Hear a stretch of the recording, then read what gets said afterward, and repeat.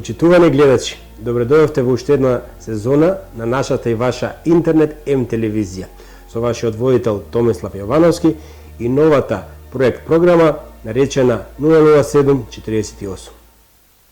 Добро вечер, драги гледачи, во нашата и ваша 00748. Од последното наше видување ништо се нема променето. Хаос, нефункционалност на политичките системи широм планетава Земја, неконзистентност во она што се нарекува почитување на меѓународното право, а живееме во свет глобален, на глобални економски токови, на еден глобален, но истовремено и кршлив supply chain или ланец од она што се нарекува по добивање на некои користење на некои суровини, па се до end customer, значи тоа што го добиваме некако крајни корисници, а тоа е производ. Значи ова е контролиран хаос и сите ние имаме проблем. Некој може да рече ова не ме интересира, не е моја борба. Некој може да замине над државата, Германија. Некој може да сврти глава и да ги пикне проблемите под тепих, но тие нема да исчезнат. Последиците ги гледаме. Имаме ситуација во Сирија, ајде ќе почнеме со Сирија. Руската база Хмеймим, во рамките на таа база, рускиот воен контингент, кој што таму на барање на поранешниот автократски режим на Башар ел Асад, русите имаат две поморски бази, и значи Хмеймим и Латакија, Тартус, односно две се поморски и една воена база, и рускиот воен контингент со дозвола на тогаш легитимниот, но автократски режим на Башар ел Асад, односно династијата Асад, се усидри, се вкотви тој руски воен контингент. Сега тоа дојде како добредојдено за 8000 жени, деца и алавити, тоа е мала етничка група која има поразлично видување од класичниот шиитски или сунитски поглед на исламот, и секако алавитите најдоа уточиште, прибежиште од хордите кои што преку ноќ од терористички ХТС стана демократи, борци за човекови права. Најдоа прибежиште овие жени и деца од таа етничка група алавити, која припаѓаше и династијата Асад, во она што се нарекува Хмеймим, базата во авиобазата на Руската Федерација во Сирија. И не само они, и припадниците на малцинските други малцински верски заедници, како што се христијаните, исто најдоа прибежиште, и имаше видеа кои заради содржината, осетливата содржина, нема да ги објавиме, но ќе кажеме дека во тие видеа се заблагодаруваат на руските воени сили што им дозволиле да престојуваат во таа база, каде што се смести на 8000 велом жени и деца, и поставени се низа шатори. И од сето тоа, за некого изненадување, за некого не, од Брисел имаше само едно кратко соопштение, да се почитувале правата на сите групи. Тоа таму се случи масакар врз алавитите, на Телеграм вриеше од видеа како безсрамно, бестијално, зверски, самите ХТС, а сега официјални воени сили, значи терористичката ХТС, сега преоблечена преку ноќ во борци за човекови права и дел од регуларни нови воени сили на Сирија, како ги убиваат алавитите. И на тоа Брисел излага соопштение да се почитувале правата. Која перверзија? Која перверзија? Идеме понатак. Според Кориера де ла Сера, сега говориме за еден друг фронт, пошто веќе времето на оние класични големи војни, иако не е исклучено, но големи војни, како да се подзаборави како се војуваат, сега се овие популарни прокси војни, преку кои големите, го објаснив во некои од предминатите емисии, големите светски сили ги поставуваат своите или ги наметнуваат своите интереси преку одредени локални, регионални играчи и во она што се нарекува прокси војни, па сега за еден, ако прокси војна беше Сирија, предходно Либија, предходно, значи Либија како дел од она и Сирија како дел од она што се нарекува арапско пролет или арапска пролет, предходно имавме прокси војна во Ирак, во Афганистан, 9/11, се случи, па дојде до она што се нарекува интервенција во Афганистан и Ирак. За ова најновата прокси војна која се уште трае, иако има некое примирие, но еве гледаме дека и слушаме и читаме дека украинските оружени сили таргетираат енергетски и нафтени мерни станици, енергетски објекти, дел од енергетските системи во рамки на она што се нарекува територија на Русија, но официјално како се уште да важи тоа 30-дневно договорено примирие, да не се напаѓаат пловила на Црно море, да се обезбеди пловидба на трговските овие пловила кои што треба да носат украинско жито, да не се напаѓаат енергетските системи на двете држави, на Руската федерација и на Украина, но и да не се таргетираат нуклеарните централи. Курск во Русија, Запорожје во Запорожката област, што е во граници на она што е територија на Украина пред војната, но тоа примерие е кревко и не знам колку ќе трае, пошто има прекршување од страна на оружените сили на Украина, но е Кориера де ла Сера што наведува, вика, ако Украина ги одбие мировните преговори, каде што Русија постави своји предуслови, тогаш Русија ќе продолжи и вон она што се нарекува Крим е вратен во состав на Руската федерација 2014 или е во состав на Руската федерација 2014, иако меѓународната заедница, барем западниот дел од западниот свет, дел од меѓународната заедница не го признава тоа и вели дека тоа е анексија. Русите контролираат 90% од Луганск, Народна република, 70% од 70-75% од Донецк, Народна република, или тоа е Донбас, 70% од Херсон, 70% од Запорожје. Сега Кориера де ла Сера вели, ако Украина ги одбие овие мировни преговори, каде што Русија поставува своји предуслови за да дојде до траен мир, Русија ќе тежне да ослободи цела Нова Русија, тоа значи Одеса, Николаев, Днепропетровск, Харков. Како до сега, така и од сега ќе следиме будно, ќе ги следиме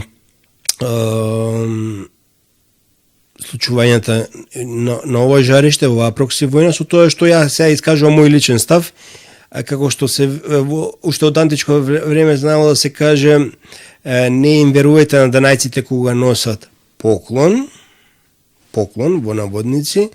Јас велам, на англосаксонците не можеш да им веруваш. Се покажало безброј десетици, стотици пати низ вековите, на англосаксонци да им веруваш не може. Таа може да се види на примерот, по новите примери, посвежите примери на Дејтонски договор, па еве на Минск договорите, кои не беа испочитувани, па дојде до ова страдање на два православни народа, или еден православен народ, а две нации, украинска и руска. Понатака имаме на секој човек кај да се свртиме договорите што ги поставуваат, што ги договараат англосаксонците, не ги испочитуваат они самите. Се некој ќе каже, па како? Па така, затоа што меѓународно право не се почитува, под број 1, под број 2, затоа што имаме ситуација да се повод позиција на сила и договорите им се само за да се купи време кога се они во некоја воена не подобна, односно воена состојба кога нивните позиции се загрозени. И тогаш предлагаат договори, тие договори наместо да донесат до траен мир, нивните договори само служат за да се купи време, за да се ојачаат повторно и повторно да наметат. Значи, тие договори се тоалет папир, тоалетна хартија. А и трето, знаејќи какво мислење имаат англосаксонците за па и во односите со протестантски свет во однос на католичанството, но уште повеќе како однос имаат према нас православните, тоа говори се. Како пример поблизок до нас би спомнал, беше раните 90-ти години и Национална установа Танец за да добијат виза во Обединетото кралство, до каде иде безобразлукот, биле замолени да изведат одреден перформанс, некоја од нашите убави македонски ора и песни настанати во време на 5 вековното турско робство, на овие наши простори, на овој хумски, македонски полуостров, и во сите на тие температури, тоа е само пример колку не постои зборот климатски, или не постои до таа мера зборот климатски промени, иако тие се случуваат очигледно, особено во големите градови каде што имаме загадување, но постои тие климатски промени, тоа не го спориме, но до таа мера се иде. Тоа е веќе политичка агенда, повторно на таа неизбрана аристократска длабока држава и нивните слуги политичари на глобално ниво, но велам, во тие топли денови, значи не се сега само тие топли денови, овие 20 на години кога се форсира оваа климатска агенда, климатски промени, туку и во тие рани 90-ти, сеќам на топол вруќ ден, како што знае во Скопје да биде, ги замолија да направат она што се нарекува перформанс, да изведат одеден перформанс, да се увереле локалните представници на амбасадата дека нели стварно се овие представници на нашата гордост, радост, Национална установа Танец. Ете еден пример какво мислење имаат англосаксонците за нас православните, генерално зборам, не е само нас македонците, но и према овие што се гледаме во случајот со Русија, Украина и војната, како нели велеа ќе ги поддржиме со оружје кое е купено со кредити, ако не можат украинците да ги вратат, се знае како се враќаат со тоа што BlackRock и другите големи корпорации ќе ги добијат и веќе а сега ги имаат на папир, на хартија, сите оние големи комбинати и плодни ораници и минерали што ги поседува Украина и како велеа ќе ги поддржуваат украинците до последен украинец во борбата против окупаторот Владимир Владимирович Путин. И два примери, еден пример на овие Минск договорите кои што стана мртво слово, значи никош не се реализираа. Друг пример го спомнавме со националното станува танец кај нас, или најново негде прочитав изјава на Sir, тоа е она нивна највисока никој не титула, се, они имаат повеќе титули, Lord, Sir и слично, неве Sir Кир, презимето може да претпоставите за кој станува збор, че сите оние имигранти кои што не се пожелни од нив познати причини, не дека нема имигранти во Британија, исполнета е со имигранти кои што си барат парче лебот, ова е глобален свет, нели? Но за дел од тие имигранти, кои што они ги сметаат дека се овие власти во Британија, дека се не потребни во Обединетото кралство, че инсистирале, според овој Sir Кир, да бидат трансферирани, замислете, ни помалку ни повеќе, Босна и Херцеговина, Црна Гора, Србија, Македонија. Нече мочи ове ночи, господине Sir.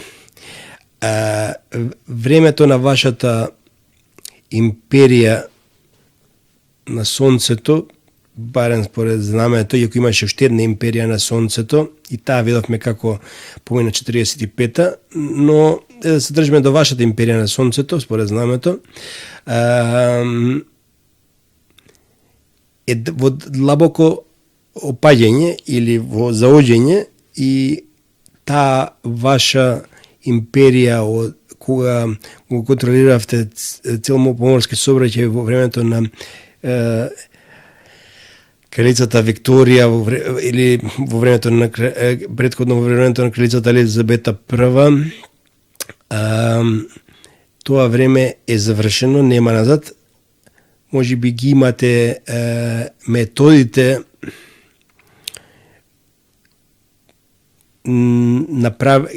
разработено методите на правење на шарени револуции по светот, но империјата на која се повикувате е во длабоко опаѓање и гледайте си го своето двориште. Сега спомнавме две прокси војни, две прокси жаришта. Тие секој се наполнети со јака медиумска пропагандна активност или soft power, или невладин сектор, медиумска пропаганда и слично. Нешто што, речеме, русите или поранешен Советски сојуз го нема. Па така излезе нешто најново овие денови што прочитав, текст на она што како што има нели Радио Слободна Европа, Радио Слободна Америка, па така постои Радио Слободна Азија. Само што азиците, ако што знам, таму има дузина, десетици слободни суверени држави, не знам од кого ќе го слободувате. И имаше текст за наводното богатство на Си Џинпинг. Повторно истата приказна. Богатството на Си Џинпинг. Милионите, наводното богатство. Наводните милиони на фамилијата на Си Џинпинг. Предходно наводното богатство на Владимир Владимирович Путин. милионите дворците на водните милиони и дворци наводни на Владимир Владимирович Путин и на елитата околу него. На водните милиони на сега нели актуелно што се случува во Србија, па на режимот околу напредњаците. Тоа е пропаганда, драги гледачи. Тоа е таа медиумска пропаганда како алатка во остварувањето на нивните прљави игри. Дивиде ед импера. Ништо не се променило. Ништо не се променило уште од римско време. Ги разнебитуваат да речам групите на народи, едни групи на народи, а ги величаат другите. Ако знаеме дека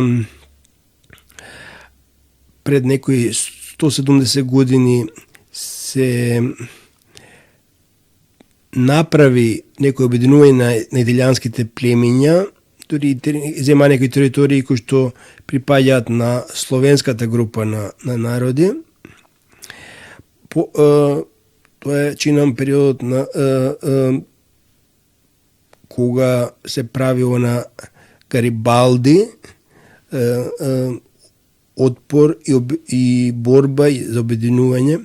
Потоа исто тоа Ото фон Бисмарк некој преку борба, отпор и обединување за превласт помеѓу Хасбурзите или Прусија, а потоа нели Хасбурзите ја губат таа превласт на сметка на Прусија.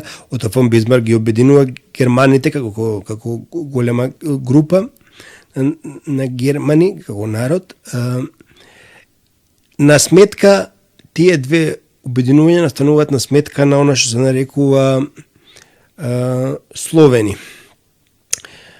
Имаме Словени, западни Словени, тоа се пољаци, чеси, словаци, источни тоа се секако руси, белоруси, украинци, јужните имаа своја држава која беше уништена, па потоа распарчена во крвава војна за да не се помират народите, па разграбена со локални моќници, економските потенцијали и се она што вредеше во она што некоја прва Караџорџева Југославија, втора Титова СФРЈ, Југославија, Социјалистичка федеративна република Југославија, кратко траеше СР Југославија во некоја мини форма, Србија и Црна Гора како Федерација СРЈ, но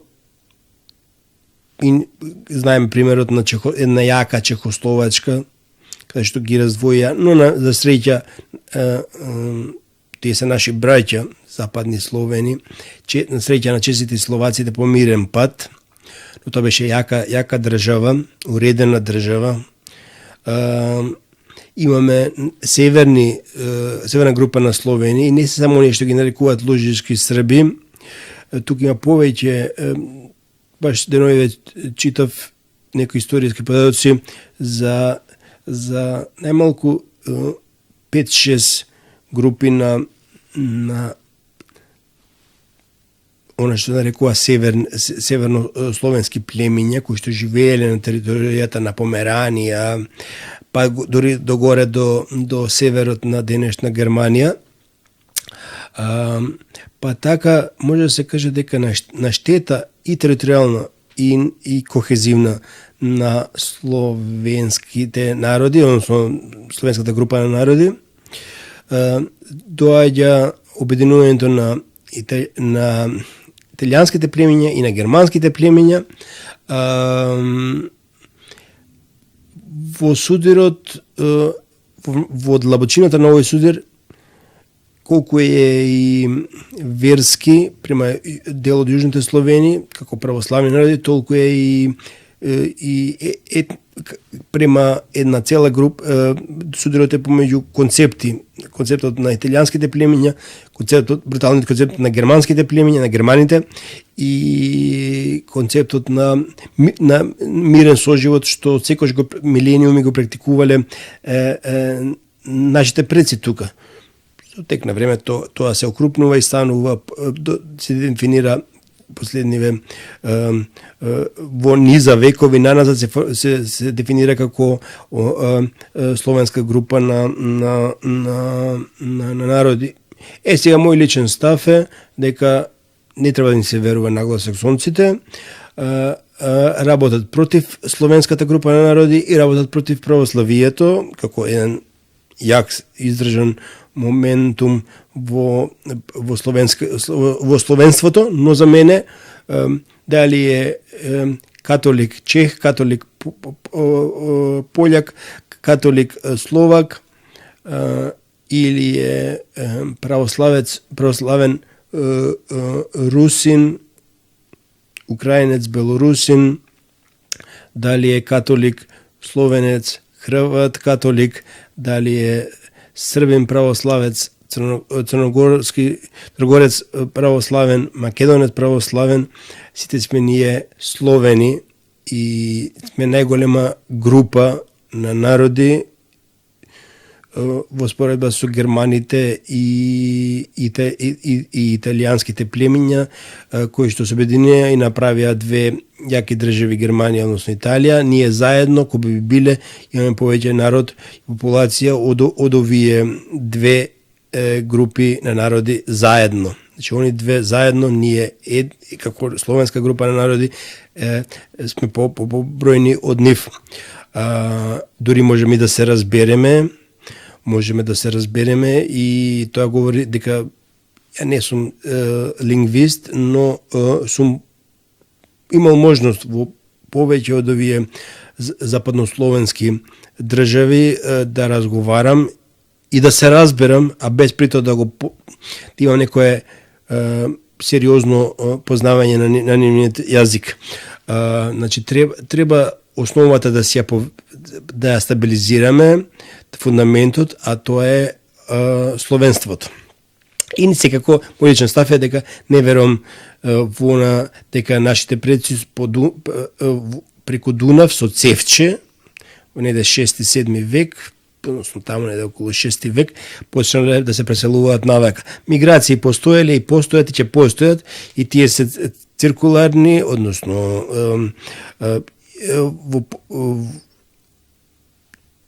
и од тука нагоре кон север, кон запад, кон исток и назад се зависи од околностите. Ако имало напади од хуни, готи, авари, што све не, нормално дека се доаѓале до тие преселби во одредени периоди. И ова го говорам затоа што Руската академија на науки и уметности вели дека учат дека во ниот официјален образовен систем дека они дошло до овие простори, а ние учиме дека ние сме дошле од Закарпатие, значи тука има сериозно разидување во тие две официјални филозофии за каде доаѓаме. Не, туку тие периодични преселби заради војни, заради пандемии, што све не, подобар живот, ако сакате, кои траат и ќе траат, се случуваат, тие се циклични. Значи, но тоа не значи дека некаде сме дошле. Не, тоа има за цел да се некои други народи да се прогласат за природни наследници на илирите, а ние кои што сме домородни, домицилно население овде, на нашите простори, говораме за јужнословенската група на народи и пошироко, и воопшто за словенството. Словенството било фаќало цела малтене денешна Европа. Или добар дел од Европа. Да се прокаже дека се доселени ваму, таму од различни правци. Тоа е света измислена историја, измислен наратив, за да се ако си дојден, па макар твоите предци, може бидеше избркан. Па нече мочи ове ночи, никој нема да ме брека од моето парче земја. Говориме за потенцијално жариште. Споменавме во минатата емисија дека имаме она што се нарекува 2027 можност за нажал отварање на нова прокси војна, тоа е на во Индо-Пацифичкиот регион, односно во она што се нарекува формирање на некоја азиско НАТО, тоа се Куад земите, Австралија, Индија, Јапонија, неизбежните Соединените американски држави и секако нивните партнери Јужна Кореја, Филипини и некои други земји, секако кога спомнав Австралија, тука се подразбира Нов Зеланд како помал сосед. Сега изјавата на новиот шеф на Пентагон, Пит Хексет, за време на неговата посета на Филипините, гласи дека Соединените американски држави се заинтересирани за распоредување на напредни способности, читајте бази, напредување на базите што ги имаат во земјата, како би дошло до одвраќање на потенцијални агресори во Индо-Пацифичкиот регион. Дали некој се спрема за нова прокси војна и затоа сака да прогласи каков таков мир или купување време до за една деценија во конфликтот меѓу два православни народа, рускиот и украинскиот, за да купи време да се хомогенизира Западот за она што нарекува следна цел, а тоа е Тајван. Тоа е Тајван и секако имаме ситуација дека Тајван според Кина е неделен дел кој што по природен пат треба да се врати да се обедини со матицата. Според тајванските власти, независна држава, подпомогната од овој штит, пред се воен штит од Соединените американски држави. И целта е, ако НАТО губи на она што се нарекува причини за постоење, да се направи азиско НАТО, наведов кои земји би биле окосница на такво или основа на таква воена организација, и ако постои азиско НАТО и она се направи такво азиско НАТО, и ако постои НАТО чином од 1948, не ме држите за збор, организација за безбедност во Европа, природно ќе дојде во еден момент за обединување на тие две во една глобална сила. Тогаш ќе се заборави прашањето дали има потреба да постои НАТО во Европа, која се поставува сега, затоа што вели Европа е во мир. Така барем беше наративот до 2022. Глобалниот поредок, системите политички, она што беше наратив на Френсис Фукујама за крај на светот во смисло ова е врвот, неолиберален капитализам, неолиберална политика, неолиберален систем, а со тоа и НАТО како војна компонента на тој систем е климав, особено и со сите овие мека soft power, мека моќ на пропагандата на западниот пред се англосаксонски свет и купени политичари во нивните земји и воопште во Европската унија. Тој наратив е разнишен. Луѓето се будат, човештвото се буди. Таа борба не е денес за утре, таа борба ќе трае, но системот на глобално ниво, пресликан на регионално ниво по континенти или политички субјекти Европска Унија, на ниво на држави, системот на ниво на држави, па ако сакате и на некое локално ниво, е поприлично разнишен. Па после се случуваат вакви работи како што се трагедии како што се случуваат. После имате како таткото бил директор таму, едниот син, откако таткото отишол во пензија, го наследил на одредено пониско ниво таму, другиот син станал министер.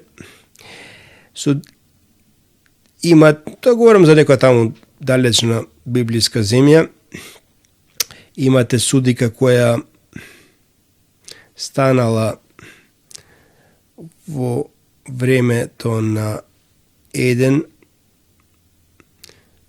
режим политички, значи политичка номенклатура, напредувала во времето на друга политичка номенклатура. Имате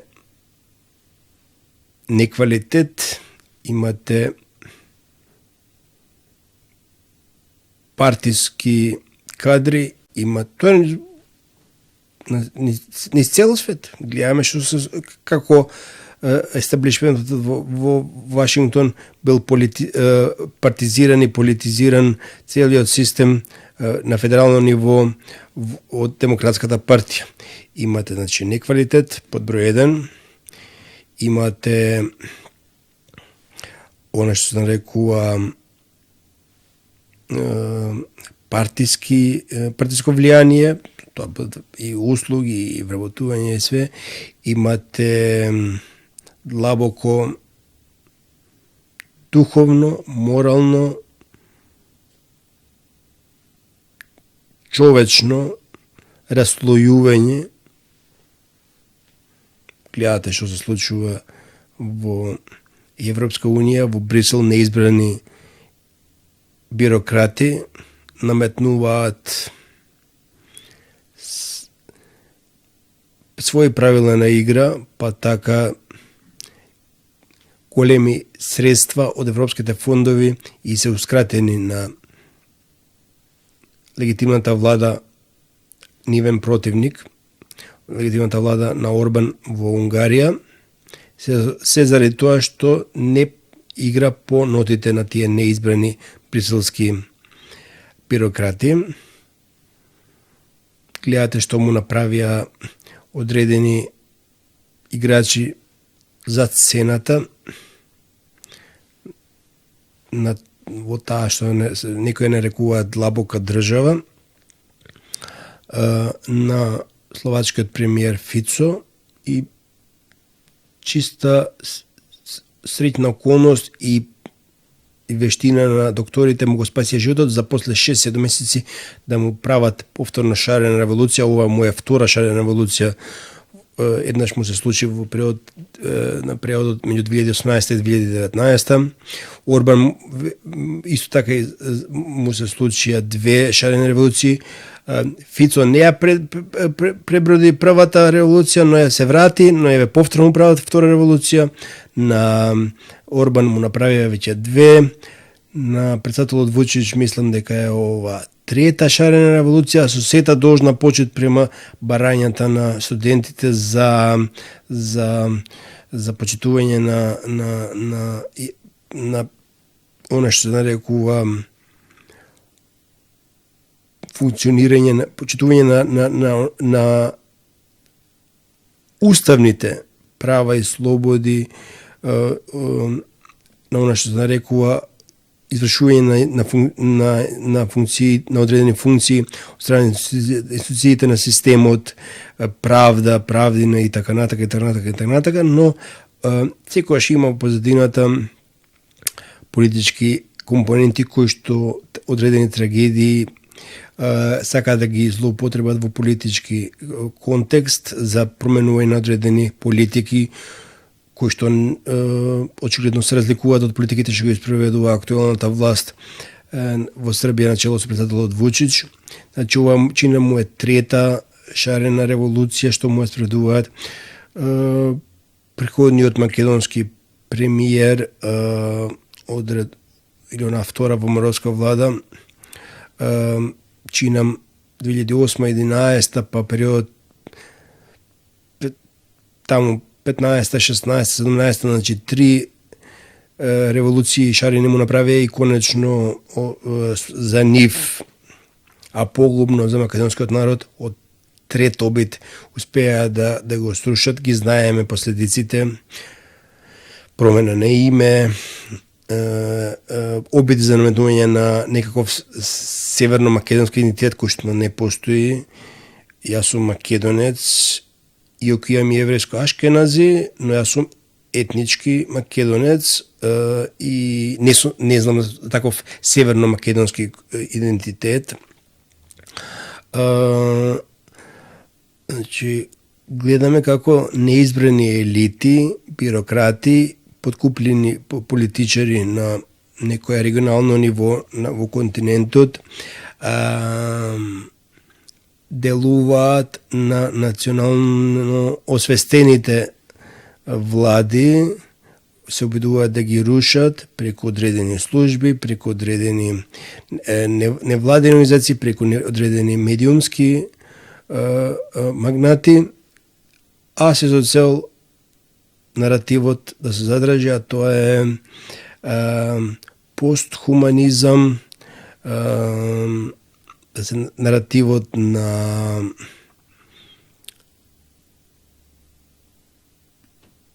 она што се нарекува уништување на традиционални вредности, брак меѓу маж и жена, семејство, замена на цели делови или цели народи со увезување на мигранти, наметнување на некоја джендер политика, некоја политика која дури и обичниот граѓанин и во Соединените американски држави и во европските земји, земјите на Европската унија, а да не говорам за нас или Русија, овде нас на овие простори, на Хумскиот македонски полуостров или во Русија, не таква политика, такви политики не вереат. Народот точно знае што сака, а тоа е да живее во она што се нарекува секојдневие со она што се нарекува секојдневие, значи да живее во едно време турбулентно, кога нели ден за ден гледа да се одржи, не да му се наметнуваат извештачени од длабоката држава политики. Иако во последно време и за тука ќе се завршам емисијата, ќе оставам простор, овие се теми кои што бараат размислување, овие се информации кои што бараат да се процесираат.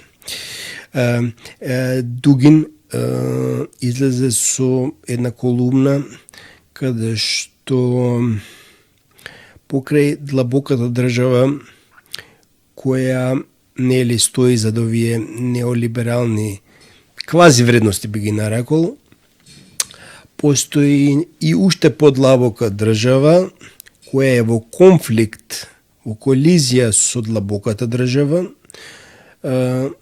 од лево ориентираниот естаблишмент, значи дали тоа Демократска партија и во Америка или во Соединените американски држави и слично. Таа подлабока држава или подлабоко ниво на длабоката држава, кој што е во конфликт со длабоката држава, што до сега знаевме, ова подлабоко ниво е ниво каде што се заговара за преоѓање на едно друго трансцендентално ниво, односно на она што се нарекува напуштање на хуманизмот, на хуманистичкиот поредок, и во најголема мера замена на она што се нарекува хуманизам и граѓанство со нешто друго, ново, хибридно. Тешки се овие теми. Тешки се теми кога треба да размислувате за инфлацијата, за БДП-то, за светските кризи кои влијаат на ланецот на снабдување, supply chain. Размислувате дали ќе има поскапување на електричната енергија, дали ќе има поскапување на одредени продукти, дали платите ќе пораснат или ќе се замрзнат. И вие сега да размислувате за длабока држава или да размислувате за уште подлабоко ниво во таа длабока држава кој што се во конфликт помеѓу себе, за теоријата на Френсис Фукујама и неолибералниот капитализам, неолибералниот систем, поприлично прифатено демократска држава во САД, или тоа некое ново нешто кое што треба да го замени хуманизмот, односно граѓанството, зад кои стојат технолошките гиганти, односно нивните правенци, односно моќници. И сега, дали ќе имате време да размислувате за секојдневните проблеми или за овие длабоки теми, но убаво да се отворат овие теми. Некоја вилга таму во вашите паметни и наши паметни мозоци ќе допре оваа информација и ќе биде складирана до одреден момент кога ќе биде соодветно пристапна за анализирање. Драги гледачи, ве пожелувам убава вечер и останете ми во добро расположение.